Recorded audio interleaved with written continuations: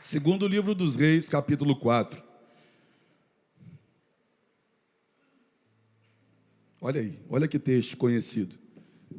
Segundo livro dos Reis, capítulo 4. Eu costumo dizer que existem dois tipos de texto na Bíblia que é muito difícil de você pregar.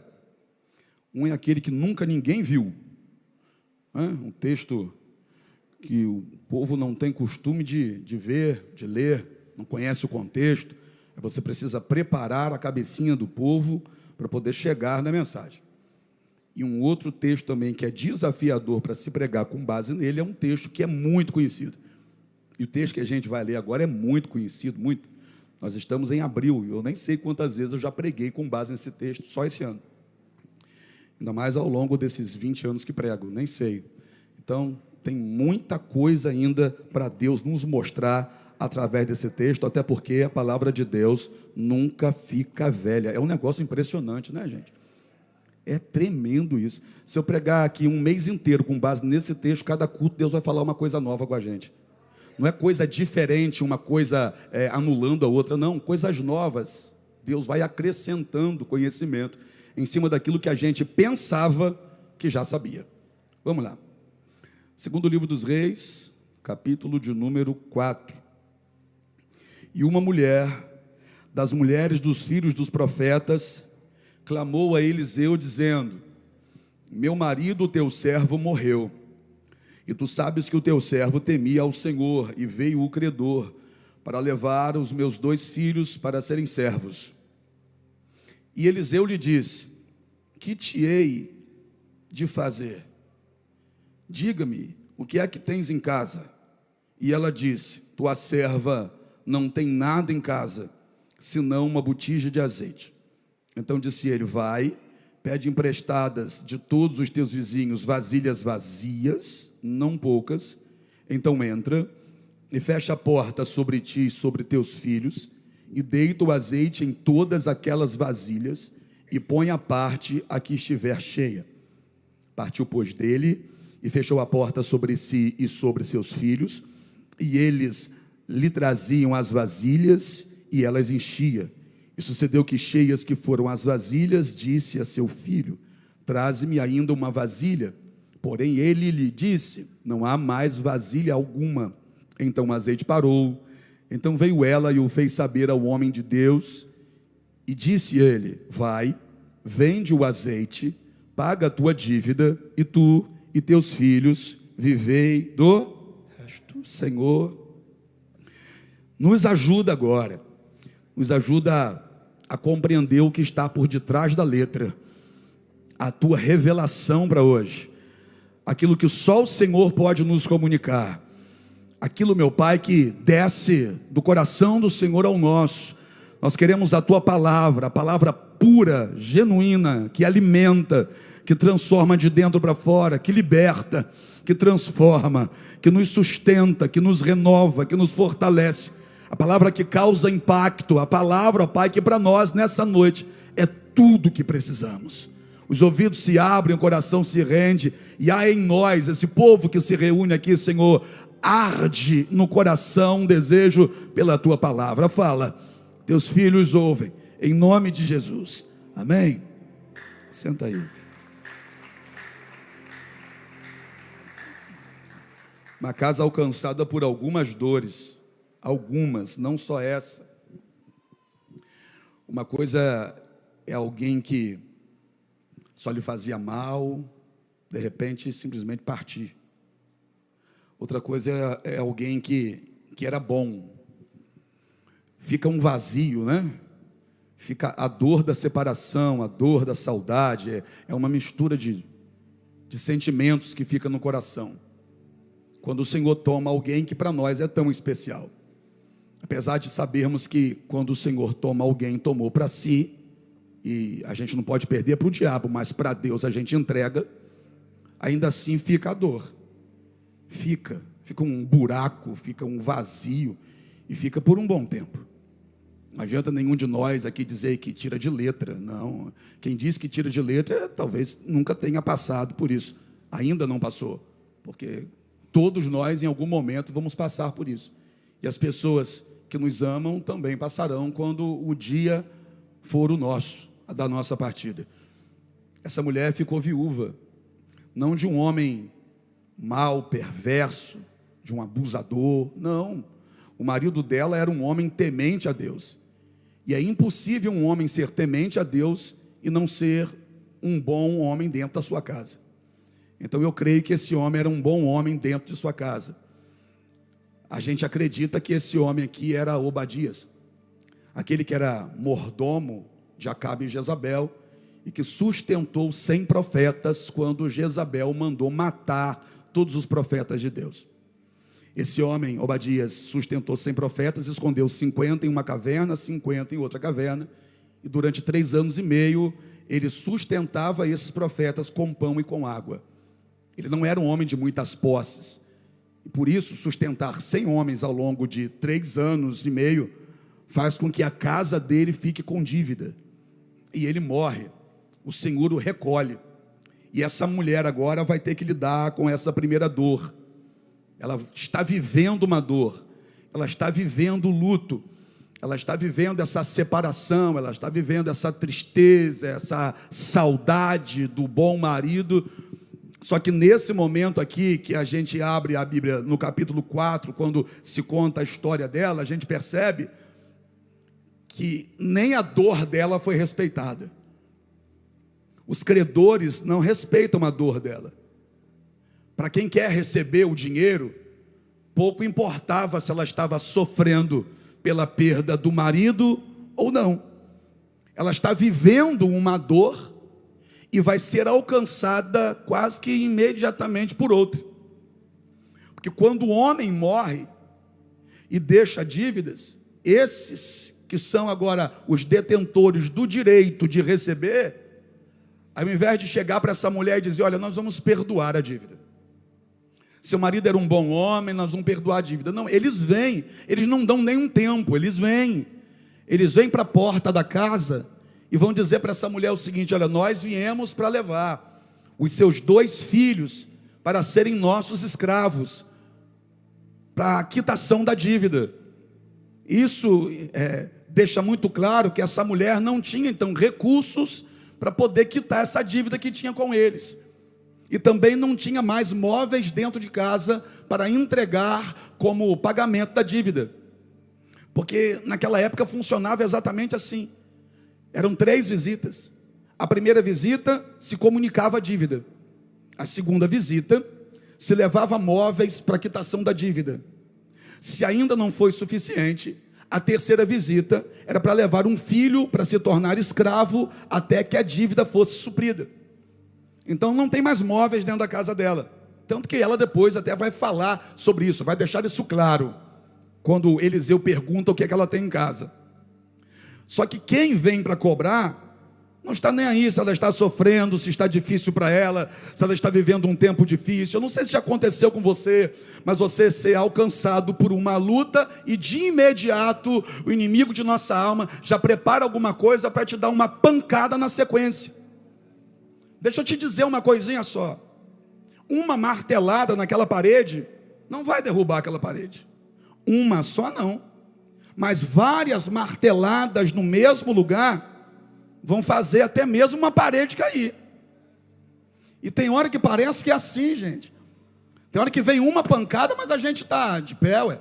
Até porque a gente está revestido, a gente está sustentado pela palavra, nós estamos aqui em todos os cultos, o Senhor tem nos alimentado. Só que o que complica é quando uma pancada vem, dói, vem outra na sequência, dói, e parece que o peso do martelo dá lugar a um peso de uma marreta, e o peso de uma marreta vai se ampliando para uma sexta-feira. Conhece uma sexta-feira? As mulheres não, mas os homens aqui creio que sim. É uma marreta grandona, para derrubar a parede mesmo. Porque tem hora que a sensação que a gente tem é que os golpes que estão sendo deferidos em nós são com uma sexta-feira. Porque dói, a pancada é grande. Imagina essa aqui. Tenta se colocar nesse cenário sendo essa mulher. Perdeu o marido, tem a dor do luto, tem um problema emocional por conta disso, tem um problema financeiro, nem móveis dentro de casa ela tem mais. E agora vai ter um problema em relação aos filhos, que querem levá-los para ser escravo. Porque não é só um problema que ela tem. Se a gente lê rápido, de grosso modo, a gente pensa, uma mulher que estava com dívida. Não, é uma mulher que perdeu o marido, é uma mulher que não tem mais dinheiro para nada, e é uma mulher que está aqui debaixo de uma ameaça de perder os 2 filhos para alguém que quer escravizá-lo. Perceba a complexidade disso tudo aqui? O quanto deveria estar sendo difícil para ela. Tem hora que fica insuportável. O credor chega na porta e diz, vou levar teus filhos. Ou as credoras, né? De acordo com o texto. Só que ela não permite que os credores entrem, nem eles se atrevem a entrar. Não são eles que entram, é ela que sai. De acordo com o texto, ela não tranca a porta e finge que não tem ninguém dentro de casa. Ela não tranca a porta e vai se esconder debaixo de alguma coisa, porque nem cama tem mais, né? Ela não tranca a porta e vai dizer, eu vou morrer aqui dentro. Não. Ela fecha a porta para que o credor não entre. Mas logo na sequência fica claro que ela abre a porta para ir até o homem de Deus. E ela vai buscar uma saída. Ela vai buscar uma solução. Para ela, a solução imediata seria entregar os 2 filhos para ser escravo. Mas ela não admite essa possibilidade. É como se ela estivesse dizendo, nos meus filhos não vai tocar. Naqueles que eu amo, não vai tocar. Naqueles que são meus, não vai encostar um dedo sequer. Eu vou buscar a Deus. E ela sai de casa para buscar a Deus. Existe o problema. E o problema é gravíssimo, existe uma dívida. E esses homens estão se utilizando do direito que eles têm. A lei assegurava a eles esse direito. O que eles estão fazendo com ela não é algo contra a lei, não. Eles estão agindo dentro da lei. Mas mesmo aquilo acontecendo de forma natural para a época, não parece ser uma injustiça. Parece ser uma baita de uma injustiça. Ainda que a justiça da época ampare a atitude deles. Eles estavam no direito deles. Só que ela sai e vai até Eliseu. Qual o nome do rapaz? Eliseu. Só que é o seguinte, ela foi até Eliseu. E Eliseu é profeta. Agora, vamos falar um pouquinho das leis da época. Porque assim como a lei dava aos credores o direito de cobrar essa dívida, a lei da época dava a ela o direito de ser amparada por um sacerdote. Porque a lei da época tinha que amparar as viúvas e os órfãos. De acordo com a colocação do texto, esses 2 filhos ainda não têm idade para sustentar a casa. São meninos. Então são vistos pela lei como órfãos. Ainda não tem idade para se sustentar. E ela é a viúva. Então, se essa mulher fosse até um sacerdote e dissesse, sou viúva e tenho 2 órfãos dentro de casa. Os meus filhos têm a mim, mas nós não temos como prover o nosso sustento. O sacerdote deveria cuidar agora do sustento da casa dela. Ela seria amparada por um sacerdote. Só que ela não foi até o sacerdote. Ela foi até o profeta. Porque ela não quer uma ajudinha. Ela quer uma transformação da situação. Ela não quer viver às custas de alguém. Ela quer se colocar na dependência de Deus. Ela vai até o profeta. E aí dá para a gente entender por que Eliseu a recebe do jeito que recebeu. Porque ela chega até Eliseu e diz, meu marido, teu servo, morreu. E o Senhor sabe, ela está falando com o profeta, o Senhor sabe que o meu marido era temente a Deus. E agora veio o credor para levar os meus 2 filhos para serem escravos.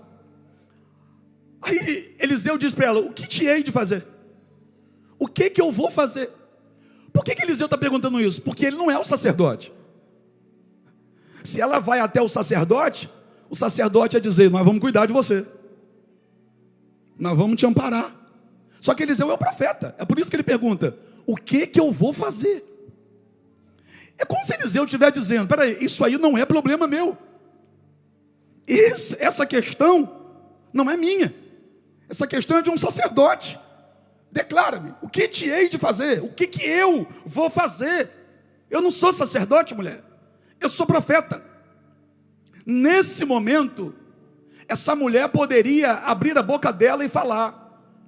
Nesse momento, essa mulher poderia dizer assim: ó, eu sou viúva, e de acordo com a lei, eu tenho que ser amparada. Ela só foi na porta errada, mas de acordo com a lei, ela tem que ser amparada. Quando Eliseu diz para ela: o que eu vou fazer? Ela poderia de imediato falar isso: vocês têm que me amparar, a lei me ampara, eu preciso daquilo que é direito meu. Só que de acordo com o texto, ela se calou. Nesse momento aqui, ela se calou.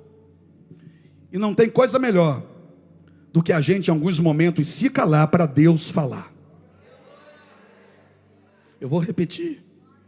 Tem hora que a melhor coisa que a gente pode fazer, mesmo que a gente esteja cheio de razões, é a gente se calar e deixar Deus falar. Ela não falou nada com o profeta. Aí sabe quem falou com o profeta? Deus falou com o profeta. Tem hora que dentro da tua casa, mesmo você cheio de razões, é melhor você se calar e deixar Deus falar com ele. Pegou, né? Tem hora que lá naquele local de trabalho, mesmo você estando cheio de razões, é melhor você se calar e deixar Deus falar com eles. Tem hora que naquele relacionamento entre você e os seus amigos, mesmo você estando certa ou certo, é melhor você se calar e deixar que Deus vai falar com eles. Se você falar pelo calor da emoção, você pode até mesmo cheio de razões, falar o que não deve. Ah, meu Deus do céu. Mas quando você se cala, você está demonstrando o seguinte: eu creio no Deus diante do qual eu estou, eu vou me calar, mas essa história já está na mão dele. Que te hei de fazer? Ela não responde, ela ficou quieta. Aí quando ela ficou quieta, Deus de imediato falou com Eliseu. Tanto falou que Eliseu agora já fala de novo com ela. Peraí, o que é que você tem em casa? Você acha que essa ideia que Eliseu teve de mandar ela fazer isso aqui, veio de quem? Veio dele. É claro que era Deus falando com ele. Declara-me, o que é que você tem em casa? Tua serva não tem nada. Tua serva não tem nada. Aí Deus falou com ela. Como assim? Quando ela diz, tua serva não tem nada, Deus falou aqui e aqui nela. Peraí, a não ser uma botija de azeite. Levaram muito, mas não levaram tudo. Eu estou pregando para um povo que pode ser que tenha perdido muito, mas você está aqui dentro dessa igreja é a prova de que você não perdeu tudo.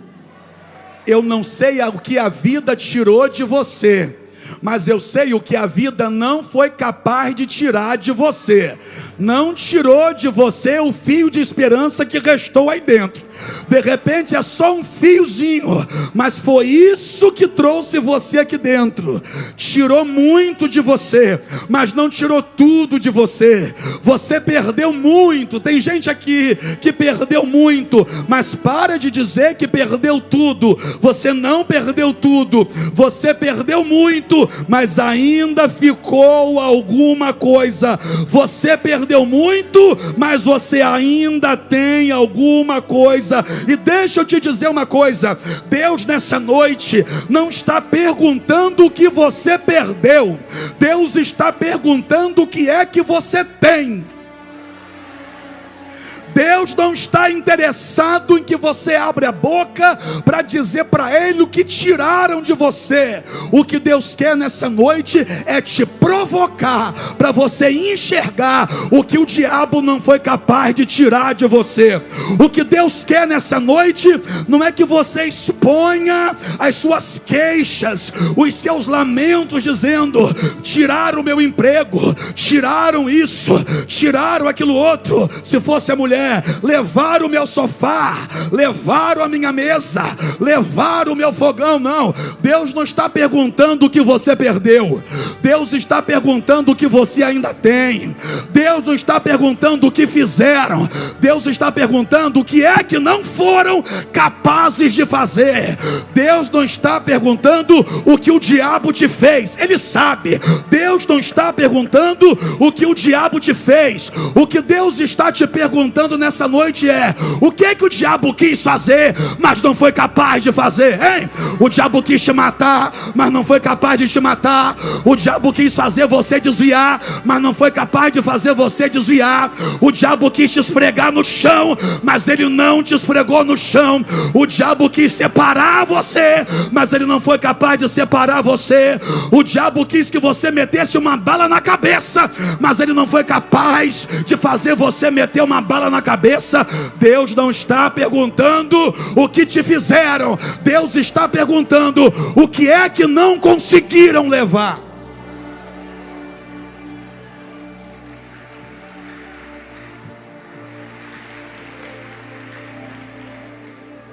Você consegue entender que essa mulher se levantou no meio da dor? Porque tem gente que pega o banquinho onde está escrito 2 e senta nele. Tem gente que vê uma cama arrumada com um lençol lá escrito dor, vai, se joga nela e fica. Essa mulher está com dor. Perdeu o marido, sobre ameaça em relação aos filhos, sem dinheiro. Dá para estar bem assim? Dá para ficar bem assim? Não vem para cá com utopia. Não vem para cá com crentez sem fundamento bíblico. Não dá para dizer que está bem assim. Ah, estou feliz. Feliz como? Assim? Perdeu o marido, os 2 filhos estão sob ameaça de ser escravo e não tem R$1 dentro do bolso. Está feliz? Como? Espera aí. Ah, mas eu tenho Deus. Eu não estou dizendo que você não tem, mas eu estou dizendo que aqueles também que têm Deus, diante de uma situação dessa, não dá para ficar feliz. Não dá para ficar feliz. Agora, no momento de dor dela, ela fez o que quem veio para o culto de quinta-feira fez. Véio. A dor veio para empurrar para baixo, mas não foi capaz de prender ela embaixo. Ela levantou. Aleluia. Eu estou pregando para um povo que já começou a dizer: eu me levantei. Satanás, sai da frente porque eu me levantei. Depressão, volta para o inferno porque eu me levantei. O síndrome do pânico, vai embora porque eu me levantei. O demônio, vai embora porque eu me levantei. Oh, não adiantou fazer trabalho contra mim porque eu me levantei. Perdeu dinheiro comprando a galinha preta e a vela de 7 dias porque eu me levantei. Perdeu tempo fazendo a farofa para colocar lá dentro porque eu me levantei. Queria me matar, queria escravizar os meus, mas eu me levanto.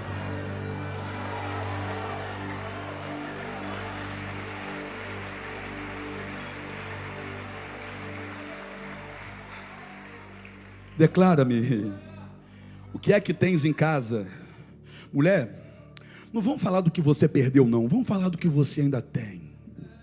Vem cá, mulher, senta aqui comigo. Não vamos falar do que tiraram de você não, vamos falar do que ninguém conseguiu tirar de você. Fala, o que é que todo esse povo que está com fúria de você, que está com ódio, o que é que essa turma não conseguiu levar? Uma botija de azeite. Uma botija de azeite. Levaram o copo, taça, levaram o prato, levaram a panela de pressão, levaram todos os potes da Tupperware que ela tinha, levaram tudo, mas o azeite ninguém conseguiu levar. Aí é estranho, porque azeite lá no passado era usado como moeda de troca. Azeite e dinheiro era a mesma coisa. Aí ela está com dinheiro dentro de casa e ninguém leva. Ninguém tocou no azeite. Por quê? Porque Deus já estava de olho ali. Aquilo que Deus guarda não tem capeta que mexa. Aquilo que Deus guarda não tem demônio que mexa. Não tem invejoso que tire. Não tem perturbador que arranque. Deus tinha um propósito com aquele azeite. Deus tinha um propósito com aquele azeite. E aquilo que é para usar para Deus não vai ficar na mão de ninguém. Então vai, vai na casa das tuas vizinhas, peça a elas vasilhas emprestadas, não peça poucas não, peça muitas vasilhas emprestadas, só que tem um detalhe, minha senhora, qual? Vazias, não vai pedir azeite a ninguém,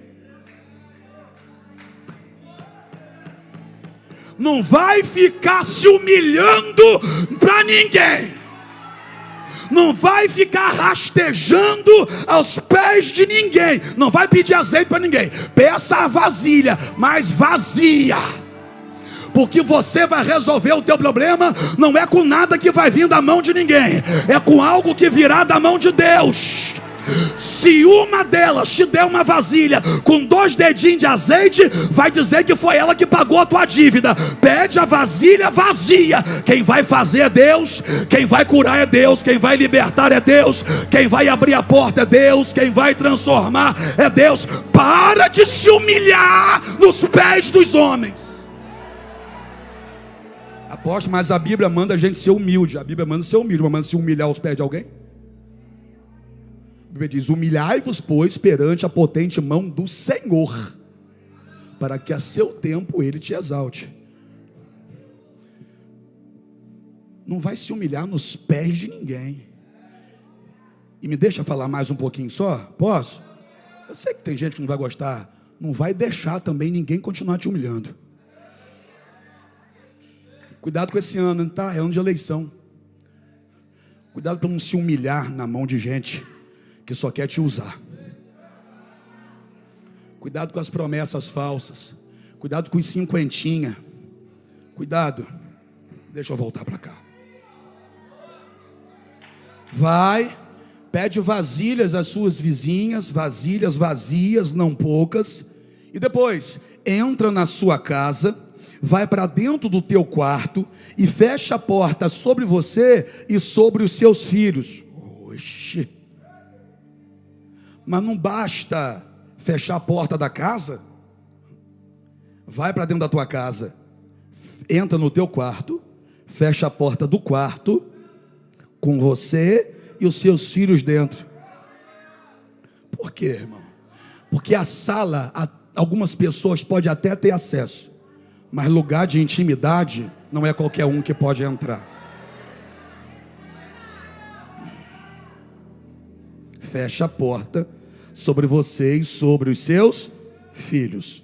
Pega o azeite que você tem, derrama nas vasilhas vazias e vai enchendo todas as que estão vazias.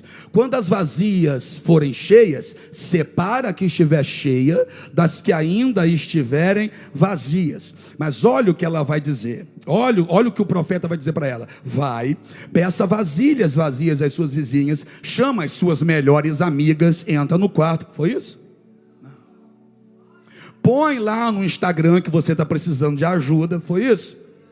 Põe no grupo da família do WhatsApp. Gente, vem aqui me socorrer. É isso? Chama seus 2 filhos. Chama seus 2 filhos. Fecha a porta. O que é isso? Fecha a porta sobre ti e sobre os teus filhos. Qual a porta? A porta do quarto. Se junte com a sua família. Se junte com a sua família. Eu vou dizer de novo, até isso virar a cabeça de alguém aqui para o lado certo. Se junte com a sua, que tem gente aqui que tem muita facilidade de se juntar com os de fora. Se junte com a sua família. Há quanto tempo você não se reúne com a sua família? Eu não estou falando de parentela não, estou falando de sua família, seus filhos, seu cônjuge. Há quanto tempo vocês não sentam junto naquele sofá para assistir alguma coisa junto? Como assim? Para que um sofá tão grande na sua sala, se vocês não ocupam ele ao mesmo tempo? Vende esse sofá, bota 2 cadeiras. Para que comprar um sofá tão grande, se ele não é ocupado pela família unida ali dentro sentado? Desculpa, mas para que uma mesa tão grande de jantar ou de almoço, com tantas cadeiras ao redor dela, se não vai nada para cima dela para vocês comerem ao redor da mesa? Se na hora de comer está um no quarto, um na varanda, outro lá em cima, outro lá na pé da casinha do cachorro. Para que uma mesa? Vende a mesa. Vende a mesa. Compra mais um videogame para ele. Ou troca o iPhone dele, que já está no 20 e tanto lá. Deve estar. Se você acha que isso é mais importante do que a sua presença, para que essa mesa grande se você não está presente? Para que o sofá tão espaçoso se vocês não se assentam juntos? Hoje essa palavra mexeu comigo porque eu comecei a ler e comecei a pensar nesse negócio, botija, vasilha. Você sabe que na época essas vasilhas não era tapué não, era tudo de barro. E o mesmo barro que se fazia os copos, faziam de barro, que faziam as vasilhas de barro, se faziam outro negócio também. Pergunta para mim o quê? Quem é da roça vai lembrar, talha. Quem já viu uma talha? Já botou a mão em uma talha? Já bebeu água de dentro da talha? Você já bebeu água de dentro da talha? Já, minha irmã. Irmã, você já bebeu água mesmo de dentro da talha? E quando ia lavar a talha, lavava tipo o quê? Uma semana? Uma vez na semana lavava a talha? O grande problema da gente ter bebido água de dentro da talha era o dia que a gente ia lavar a talha. Que de vez em quando a gente ia lavar a talha, saía uma lagartixa de dentro da talha.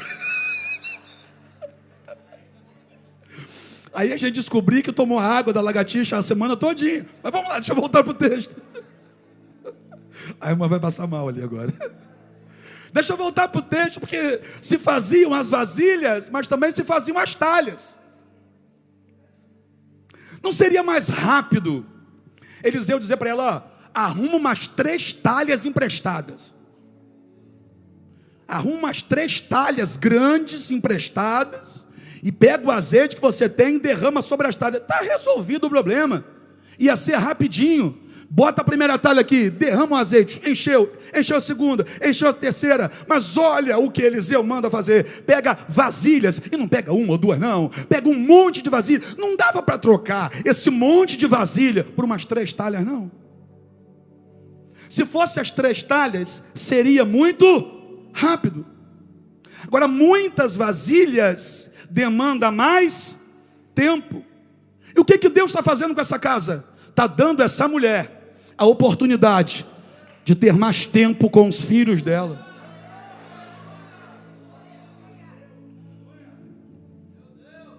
O seu problema é pagar a tua dívida. O de Deus é unir você com a sua família. O teu problema é pagar o agiota. Para Deus o problema é você estar separado dentro da mesma casa. E só se vê de vez em quando cruza o corredor. O teu problema são as contas que estão lá em cima do REC. Mas quando Deus olha para a tua casa, o teu problema é cada um comendo de um cômodo da casa. Só se encontra na cozinha se terminar de comer ao mesmo tempo para colocar prato sobre a pia. Só se encontra na hora da refeição quando um passa pelo outro. Ou quando vão colocar o prato juntos na pia. O teu problema é conseguir se livrar do problema financeiro. Para Deus o maior problema é estar cada um sofrendo em um canto, quando todos podiam estar trabalhando juntos. Pega muitas vasilhas. Pega muitas, não pega pouca não, pega muitas vasilhas com todas as suas vizinhas. E leva tudo isso para dentro da tua casa. Vai para dentro do teu quarto. Fecha a porta sobre você e sobre os seus filhos. Quem chegar fica lá fora, porque esse tempo é seu e de seus filhos. Mas se chegar a pessoa para tentar ajudar, fica lá fora, depois você atende, porque esse tempo é seu e dos seus filhos. Quem tem filhos aqui, levanta a mão para eu ver. Quem tem filhos aqui com menos de 15 anos, levanta a mão para eu ver. Você sabe que passa rápido, né? É estranho para mim ver que meu filho está nascendo bigode. Ainda bem que ele não está aqui, ele está lá em cima, só ia morrer de vergonha agora. É estranho para mim saber que meu filho já está chegando naquela fase da vida, sabe? Rapaz, entendeu, né? É estranho para mim, porque era o meu bichinho, estava assim no colo, assim, ó. Aí é estranho para mim olhar para meu filho e falar, rapaz, que bigode esse aí, rapaz. É estranho eu ver meu filho indo para a academia. Está ficando estranho para mim ver meu filho entrar na academia, pegando peso. Era meu filho, meu miudinho, até pouco tempo atrás. É estranho para mim ver meu filho chegar em casa com um kimono e dizer, pai, estou no karatê. Uau! Agora é bonito para mim, porque ao invés do karatê, a primeira opção dele era fazer futebol. Aí ele veio me perguntar, pai, o que você acha? Eu falei para ele, meu filho, eu acho que o mais interessante para você seria karatê. Só que ele havia conversado com a mãe dentro do carro, dizendo que ele queria muito fazer o futebol. Mas aí ele veio me perguntar o que eu achava mais interessante. No outro dia ele chegou para a mãe dele e falou assim, mãe, eu não quero mais futebol não. Futebol não tem nada a ver comigo. Eu quero fazer o karatê. Aí eu, conversando com a mãe, a gente chegou até ele para falar, meu filho, se você quer o futebol, faz futebol. Não faz o karatê só porque o papai quer não. Mas agora ele botou na cabeça dele, porque ele ama o karatê. E ele quer fazer o karatê. E é estranho para mim saber que mês que vem, dia 19, véspera do meu aniversário, ele vai completar mais um ano de vida. Ele vai fazer 13 anos. E 13 anos é a idade com que a gente deve fazer uma cerimônia com o nosso filho homem, Bar Mitzvah. E vocês estão convidados para no culto do dia 19, vocês verem meu filho apresentando um talento que ele tem aqui no altar, porque é assim que se deve fazer a cerimônia. E por que eu estou dizendo tudo isso? Eu estou dizendo tudo isso para você, porque se a gente não parar para ter tempo com eles, ali na frente a gente vai chorar pelo tempo que a gente perdeu não estando ali. O problema dessa mulher era pagar a dívida. Para Deus era unir a família. O problema dessa mulher aqui era solucionar o problema do lado de fora. Para Deus era unir a família do lado de dentro. Olha para o teu irmão e diga assim para ele, pergunta para ele, tem sonhos? Responde para essa pessoa, tem sim ou não? Traz tua família para dentro desses sonhos. Traz os teus filhos para dentro desse sonho. Sonha junto com eles. Se importe com os sonhos dele. Pergunta para os teus filhos quais são os sonhos que ele tem. Pergunta para os teus filhos se eles sabem para onde que eles estão indo. Pergunta para os teus filhos como eles querem estar quando estiverem na sua idade. Pergunta para eles quem eles gostariam de ser. Pergunta para eles. Tem coragem de perguntar para eles quem é inspiração para você? Você tem coragem de chegar para uma filha sua, mulher, e perguntar assim, quem é inspiração para você, minha filha? Você tem coragem de chegar para o seu filho, homem aí, e perguntar, meu filho, quem é inspiração para você? Você tem coragem de fazer essa pergunta? Ou será que você tem medo da resposta?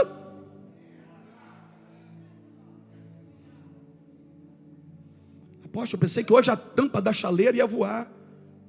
Irmão, tem um dia que é melhor o fundo da caixa cair. Tem dia que é melhor você não sair daqui rindo. Tem dia que é melhor você sair daqui chorando e dizendo, eu vou mudar, a minha casa vai mudar, tudo vai ficar diferente lá. O que é que você tem em casa? A tua serva não tem nada, senão uma botija de azeite. Para de falar sobre o que te tiraram E começa a se lembrar do que você tem e daqueles que ainda tem. Porque ela chega falando daquele que ela não tem mais, mas dentro da casa dela tem dois e ela vai ter que se unir a eles. Quem sabe essa mulher estivesse pensando assim: se o meu marido estivesse aqui, eu ia orar com ele. Mas ela tinha 2 filhos dentro de casa e tinha que segurar na mão dos meninos para orar com eles. Deixa eu te dizer uma coisa: essa mulher aqui vai ter que aprender a resolver os problemas dentro de casa com aqueles que são de casa. Oh meu Deus, isso aqui é um tapa no nosso rosto. Sabe por quê? Porque a grande maioria quer resolver o problema de dentro de casa com gente que é da rua, contando para todo mundo, pedindo opinião a todo mundo. É por isso que não resolve nada. Mas nessa noite Deus está dizendo hoje: tu vai para dentro da tua casa, tu vai olhar para o teu cônjuge, tu vai olhar para os teus filhos e você vai dizer: está na hora de orar aqui. Estou terminando mesmo. Porque eles começam a derramar o azeite. Aí a mãe diz assim: ó, me traga mais uma vasilha. Aí o menino, um deles, vai dizer para ela assim: ó, não tem mais vasilha nenhuma. Aí ela, recebendo essa notícia do filho dela, que está envolvido no processo, tão bom envolvido no processo, ele está envolvido no processo, que não tem mais vasilha nenhuma, ela diz assim: ó, então fica aqui, guarda aí, eu vou ali e já volto. Ela vai para onde? Ela vai para o mesmo homem a quem ela recorreu quando ela estava desesperada. Ela volta até ele quando ela está abençoada. Ela vai até o mesmo homem e diz assim: olha, aconteceu o quê? O milagre.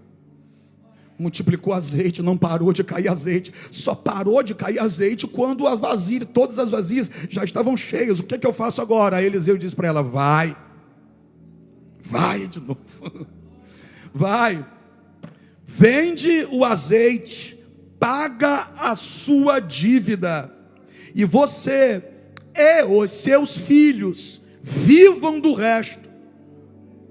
Você e aqueles que se envolveram no processo do milagre com você e aqueles que estiveram junto com você nesse momento onde Deus operou na casa de vocês, vivam do resto. Após, como que esse texto começa? Esse texto começa falando de morte, mas esse texto termina falando de vida. Esse texto começa falando de morte, mas termina falando de... E o meu desejo hoje para esse povo que está diante de mim é que você não termine do jeito que você começou. Você não vai terminar do jeito que começou. Eu não sei como começou, mas eu sei como pode terminar. Quem sabe começou com dor, luto, mas vai terminar com vitória, com vida. Vai terminar, meu irmão, bem diferente do que começou. Agora, vamos olhar para a casa dela? Porque a casa dela, meu irmão, presta atenção, se só tinha uma botija de azeite, é sinal que a casa dela estava vazia. O marido dela era um homem temente a Deus, morreu, e agora a casa desse homem, a casa dessa mulher, está vazia. Aí tem 2 formas da gente analisar essa situação, e é importante a gente pensar sempre por 2 lados, para a gente aprender a ressignificar algumas coisas ruins, ou aparentemente ruins, que acontecem com a gente. Essa mulher tinha um sofá lá um dia, se fosse hoje, tá gente? Esse exemplo é hoje. Se fosse o dia de hoje, tinha um sofá antes, mas agora não tem mais um sofá. Se não tem mais um sofá, e ela agora está cheia de azeite, é só ela comprar outro. Tinha uma cama lá antes, agora não tem mais. Mas se não tem mais uma cama, e ela está cheia de azeite, é só comprar outro. Se tivesse um antigo sofá, ela não compraria um novo. Se tivesse um antigo fogão, ela não compraria um novo. Se tivesse uma antiga cama, ela não compraria uma nova. É porque a gente olha e diz: perdi tudo. Deus está olhando e está dizendo: estou abrindo espaço para fazer chegar coisa nova. Você está entendendo ou não?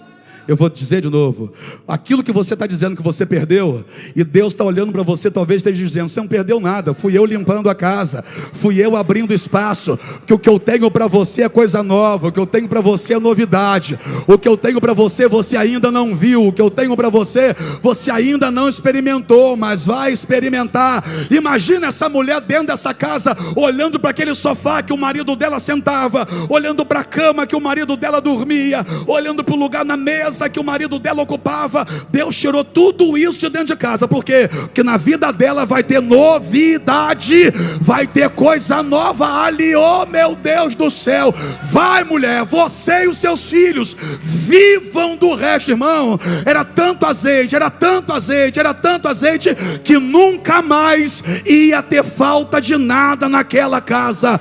Talvez Deus esteja limpando a vida de algumas pessoas aqui, abrindo espaço.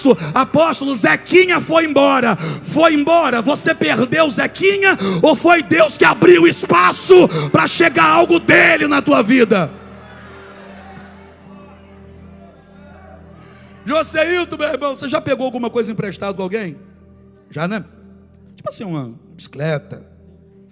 Já pegou? A pergunta que não quer calar, você devolveu? Graças a Deus, né? André, você já pegou alguma coisa emprestada com alguém? André, vamos lá. Se você pegar meu carro emprestado comigo, pode, vou fazer uma viagem, me empresta seu carro? Empresto. Eu te entreguei meu carro. Aí você vai fazer uma viagem com meu carro. Você passou por algum lugar que tinha lama, tá com o meu carro, você passou. Você teria coragem de me entregar o carro sujo? Tenho certeza, conhecendo você, que você ia lavar o carro, botar cheirinho no carro e ia me entregar o carro. Já vai me pedir no final do culto. Não vai. André, eu tenho certeza. André, se você chegasse para mim, me pedisse o carro assim, de surpresa tal, eu falasse, não, toma aqui, meu carro estando sujo, você, rapaz, eu estou com pressa, eu ia te entregar o carro sujo, mas você me devolveria o carro sujo? Não, você não teria coragem de me devolver o carro sujo, você me devolveria o carro. Essa mulher pegou vasilhas, vá.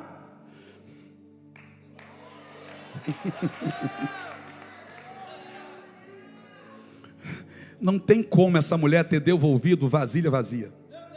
Por quê? Porque enquanto tinha espaço, tinha azeite jorrando.